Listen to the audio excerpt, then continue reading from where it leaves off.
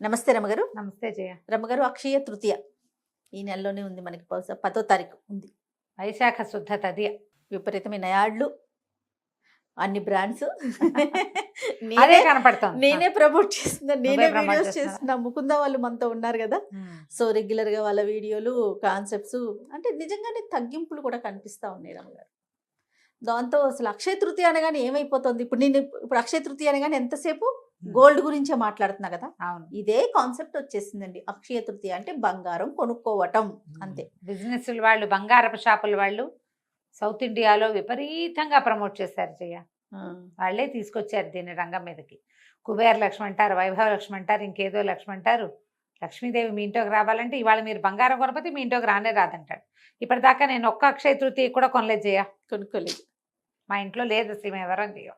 Okay, కుదిరినప్పుడు కొనుక్కుంటాం. అది కుదిరితే కొనుక్కోవటం. చైత్ర వైశాఖ మాసాలు వసంత ఋతువు. ఈ వసంత ఋతువులో వచ్చే రెండో మాసం వైశాఖ మాసం.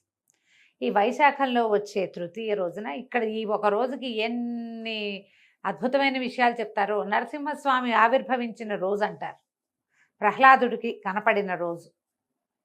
ఒక పాయింట్ ఒక చోట చెప్తారు. హయగ్రీవ అవతారం వచ్చింది ఈ రోజేనంటారు ఇంకొక చోట. లక్ష్మీదేవి కనపడింది ఈ రోజే అంటారు ఇంకొక చోట.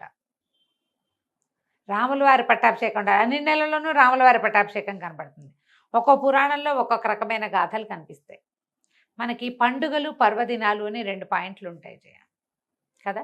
మిగిలిన ఏ దేశాల వాళ్ళకి ఇలా ఉండవు. సెలబ్రేషన్ డేసే ఉంటాయి. మనకి 2 వేరు. సెలబ్రేటింగ్ డేస్ వేరు, ఆస్పీషియస్ డేస్ వేరు. ఆస్పీషియస్ సెలబ్రేషన్ డేస్ ఏమో పండగలు, మనం పండగ చేసుకుంటాం ఎవరి తరహాలో వాడు. ఆస్పీషియస్ డేస్ అంటే పర్వదినాలు, పవిత్రమైన రోజులు. వాళ్ళ ఒట్టి పవిత్ర దినాలే ఉంటాయి అన్ని, అప్పుడే సెలబ్రేషన్స్. మనకు అది వేరు, ఇది వేరు. పైగా ఒక్కొక్క రాష్ట్రంలో, ఒక్కొక్క ప్రాంతంలో, మన రాష్ట్రాలు, తెలుగు రాష్ట్రాల్లోనే ప్రాంతాల వారీగా ఈ పూజా విధానాలు కొంచెం మారుతాయి.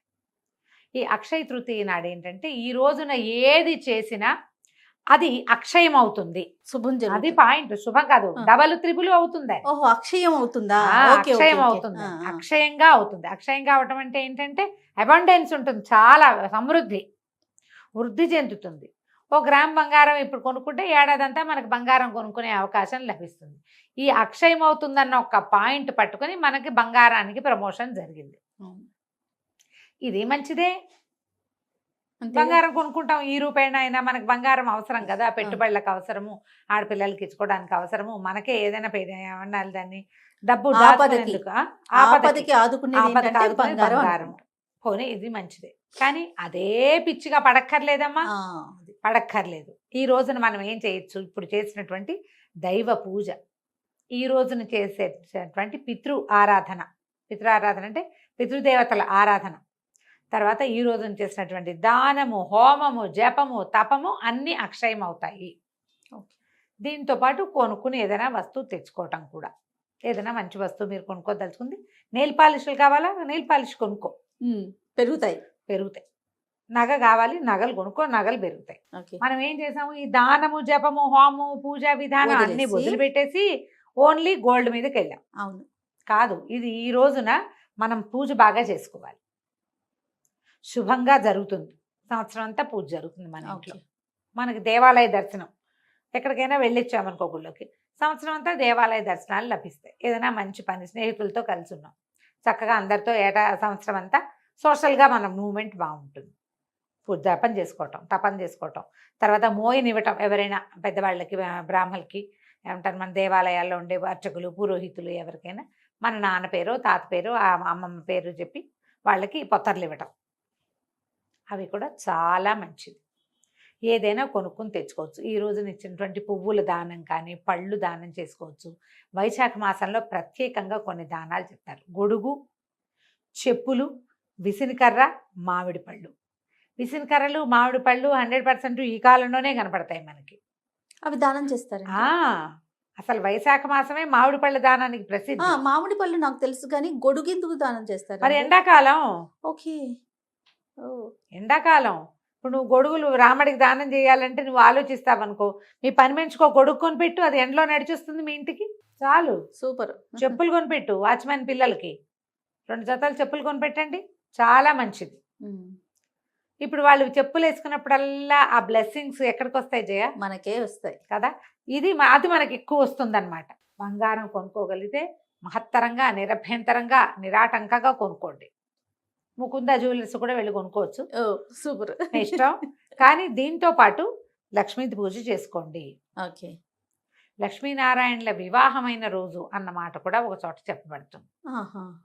ఈ లక్ష్మీ పూజ చేసుకోండి, ఇంట్లో పూజ చేసుకోండి. నిత్యము పూజ ఆరాధన చేస్తారా? మరి 4 పువ్వులు పెట్టి కాస్త పాయసం చేసి, ఈ రోజున దుర్భాషలు ఆడడం, తిట్టడం, పోటాడడం, మొగుడు పళ్ళాలు కొట్టు చావడం అవి చేయొద్దు. అక్షయం అవుతుంది. ఇవాళ కొట్టుకున్నారంటే ఏడాది అలాంటివి చేయొద్దు. ఏదైనా సంబంధ బాంధవ్యాల్లో ప్రాబ్లమ్స్ ఉంటే సార్ట్ అవుట్ చేసుకోండి. చక్కగా దానం చేయండి. నేను చెప్పిన ఈ 4 వస్తువులే కాకుండా పళ్ళు ఏవైనా మనస్థానంలో అవి కొంటాం, అవి ఇవ్వచ్చు. మామిడి పళ్ళు అవకాశం ఉంటే వైశాఖ మాసం అంతా మామిడి పళ్ళు ఇస్తే మంచిది. ఓకే. ఈ గొడుగు, చెప్పులు, విసినకర్రలు, పువ్వులు, పళ్ళు, కూరగాయలు కూడా చేయటం అంతేనండి. ఇలా అక్షయ తృతీయని ముందుకు తీసుకెళ్ళి, అక్షయ తృతీయ నాడు లక్ష్మీ పూజ ప్రత్యేకంగా అదేమిటో చేయాలి, మేము ఇలాగే చేస్తాం, ఏటా చేస్తాం లాంటి పిచ్చి మాటలు నమ్మకండి. మీ ఇంట్లో ఏం పూజ చేసుకుంటారో అది చేసుకోండి. అవన్నీ అక్కర్లా. వేరే వాళ్ళ పూజా విధానాన్ని మీకు చూడక్కర్లేదు, మీకు వాళ్ళు చూపించాల్సిన అవసరం కూడా లేదు. మన ఇంట్లోనే లక్ష్మీ పూజ, లక్ష్మీ అష్టోత్తరం చదువుకోవటం. అమ్మవారికి శనగపప్పు వేసింది ప్రీతి అని చెప్తారు, ఆమెకి శనగ ప్రీతి. పాయసంలో కొంచెం శనగపప్పు వేసి నివేదన చేసుకోండి. లేకపోతే ఏ బూర్లో వండండి, మీకు చేత వస్తే బూర్లో బొబ్బట్లో వండుకోండి, మైసూర్ పాక్ లాంటిది చేసుకోండి, చక్కగా నివేదన చేయండి. అమ్మ తల్లి ఏటా చక్కగా మేము ఇలాగే పూజ చేసుకునేలాగా ఏడాదంతా చేసుకునేలాగా ఇవ్వని చక్కగా దండం పెట్టుకోండి. ఇంట్లో పెద్దవాళ్ళు ఉంటే వాళ్ళ చేతికి 2 అక్షింతలు ఇచ్చి అక్షింతలు వేయించుకోండి. చిన్నపిల్లలు ఉంటే మీరే వాళ్ళకి వేయండి. ఇల్లు శుభ్రంగా ఉంచండి. ఈ రోజున ఏవి చెత్తలు అవి ఇవి బూజులు దులపటాలు అవి చేయబోకండి. ఏడాదంతా దులుపుకుంటూనే ఉండాల్సి వస్తారు మీరు. ఓకే. ఇల్లు క్లీన్గా ఉంచుకోండి. పని వాళ్ళతో తిట్టి పోట్లాడి గొడవ పెట్టుకోవద్దు. పక్కింటి వాళ్ళతో తగాదాలు పడకండి. సాధ్యమైనంత ప్రశాంత చిత్తంతో ఒకటి ఉండండి. అది అక్షయంగా మీకు మళ్ళీ లభిస్తుంది. ఇదే అక్షయ తృతీయ. ఇంతకంటే పెద్దగా ఏమీ చేయక్కర్లేదమ్మా. కొనుక్కోగలిగితే కొనుక్కోండి. నిన్న ఎవరో గురుగారు చెప్తున్నారు, ఒకవేళ మీరు బంగారం కొనలేకపోతే లవణం కొనుక్కోమంటున్నారు. ఉప్పు కొనుక్కోవచ్చట ఈ రోజున. ఉప్పు కూడా బంగారంతో సమానము అని నేను ఎప్పుడు వినలా, ఆయన ఎవరో చెప్పారు నేను. ఓకే. మంచి మాటే. అంతేగా. ఏం కొనలేకపోయామని దిగులు పడకుండా ఏదో ఒకటి కొనుక్కొచ్చుకోండి హాయిగా. మీరు సరే బంగారం అంటే మీ ఇష్టం, ఇంకేం కొంటారు? ఏం కొన్న చేయాలి, వంటింట్లోకి ఏం కొనుక్కోరా? అలా అక్షయ తృతీయ వ్యవహారంగా నేను ఎప్పుడు చేయలేదు చేయాలి. ఒకవేళ కొందలుచుకుంటే అలా ఏదైనా అనిపించింది అనుకో, ఏదో ఒకటి యుటెన్సిల్ ఉంటాయి కదా ఇంట్లో సామాన్లు అవసరమైనవి, అవి కొనేస్తారా? పూజ చేసుకుంటాం. పర్వదినం అంటే పూజ పెంచుతాను చేయ నా స్టైల్ అది. ఏదైనా సరే. ఓకే. పూజ విధానాన్ని కొంచెం ఏ దైవానికి సంబంధించిందిగా చెప్పబడుతుందో వాళ్ళ ఇంకో 2-3 స్తోత్రాలు అదనంగా చదువుకుంటారు. ఈ రోజువారీ నివేదన కాకుండా ఇంకేమైనా కొంచెం తయారు చేస్తా. నేను పోటాట్లు గిటాట్లు వాటి జోలికి నేను వెళ్ళను. అదే కదా, అది జరగవు సాధారణంగా. ఎవరి గొడవల్లోకి నేను వెళ్ళను. అవును. ఓ దండం పెట్టుకుంటాను, ఎక్కువ కృష్ణారామ అనుకుంటాను నేను. అంతే. రైట్ రవి గారు, నమస్తే. నమస్తే.